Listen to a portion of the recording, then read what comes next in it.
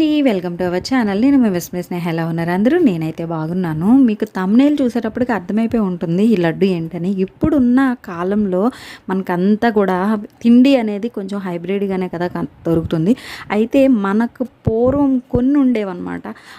వాటితోటి ఇలాంటివి చేసుకొని మన కడుపులోకి పంపించినట్లయితే మనకి బ్యాక్ పెయిన్ తగ్గుతుంది, మోకాళ్ళ నొప్పులు తగ్గుతాయి, అలాగే కొంచెం మన వెన్నుపూస బలపడుతుంది, అలాగే దీనివల్ల హెయిర్ ఫాల్ కూడా కంట్రోల్ అవుతుందండి.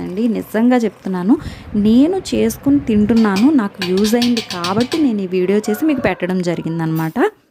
సరే, మరి ప్రాసెస్ చూస్తున్నారు కదా. వేరుశనగ గుళ్ళు అయితే వేయించేసి శుభ్రంగా పౌడర్ చేసుకుని పక్కన పెట్టేసుకున్నాను. ఆ తర్వాత ఇవి అవిసె గింజలండి. మనకి మార్కెట్లో ఎక్కడ పడితే అక్కడ దొరుకుతున్నాయి అనమాట. ఇవి తీసుకొచ్చేసుకుని, దొరకడం కాదు కొనుక్కోవాలి. అయితే వీటిని కూడా చక్కగా వేయించేసుకొని పౌడర్ చేసుకుని పక్కన పెట్టేసుకున్నాను. ఇవేంటంటే పొద్దుతిరుగుడు విత్తనాలండి. ఇవి కూడా అనమాట మనకి బయట దొరుకుతున్నాయి. ఇవి కూడా మనం తెచ్చుకొని, దొరకడం అంటే మాకేమి ఎక్కడన్నా రోడ్ల మీద దొరుకుతున్నాయి అని అడగొద్దు, షాపుల్లో ఉంటున్నాయి, కొని తెచ్చుకోవడమే.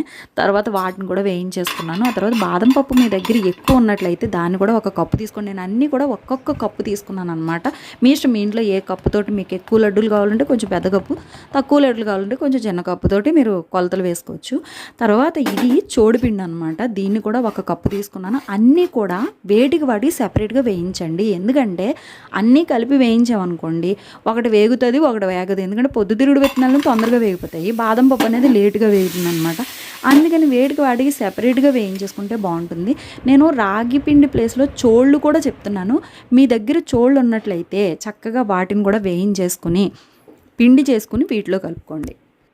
తర్వాత బెల్లం తీసుకున్నానండి. నాకు దగ్గర నల్ల బెల్లం ఉందన్నమాట. అది కొంచెము మామూలు బెల్లం, కొంచెం పూర్తిగా నల్ల బెల్లం వేసుకున్నా కూడా సూపర్గా ఉంటుంది.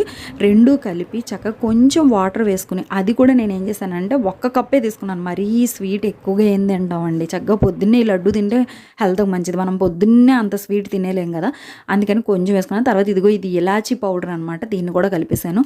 అయితే చెప్తున్నాను, మీరు పాకం ఆల్రెడీ చూసారు కదా, అది కొంచెం ముదురుగా అవ్వాలన్నమాట. అంటే గిన్నెలో వేయగానే జస్ట్ ఇలా ఉండగట్టినట్టు అనిపించేటప్పటికి దింపేసుకుని మనం ఇందులో కలిపేసుకుని లడ్డూలు చేసేసుకోవడమే. నిజంగా ఎంత బాగా ఉపయోగపడుతుంది. రోజుకు ఒక్క లడ్డు తింటే చాలన్నమాట. ఖచ్చితంగా చేసుకోండి. మీకు ఎలా వర్క్ అయిందో నాకు ఒక కామెంట్ పెట్టండి. అలాగే ఈ వీడియోకి ప్లీజ్ లైక్ ఇవ్వండి.